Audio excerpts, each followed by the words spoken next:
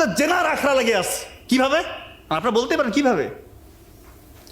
রাসূলুল্লাহ সাল্লাল্লাহু আলাইহি ওয়াসাল্লাম বললো যে দেবর ভাবির সম্পর্ক এটা মানে সব থেকে সেন্সিটিভ। এরপরে হচ্ছে যে আরেকটা কি সম্পর্ক? হ্যাঁ, দেবর ভাবি আর একটা সম্পর্ক আছে, শালী দুলো ভাই। সত্য ঘটনা বলতেছি, আমি চেম্বারে আছি, দুইজন আসলো, আমি মনে করছি স্বামী স্ত্রী। তো ওই মেয়ের তার পার্সোনাল কথা, প্রাইভেট পার্টের কথা যেটা ওই ছেলেটা বলে দিচ্ছে আর কি। তো যাই হোক, আমি চিকিৎসা দিলাম, বললাম যে বিয়ে কত বছর হয়েছে? বলতেছে আমার শালী। কি কি কি করবেন কন? শালী তা মানে আপনি কেন এখানে? দাঁত কেলায় হাসতেছে। চিন্তা করেন, প্রেসক্রিপশন দিয়ে গেলাম, হুন্ডা বাইকের পিছনে ভব করে টান দিয়ে চলে গেল।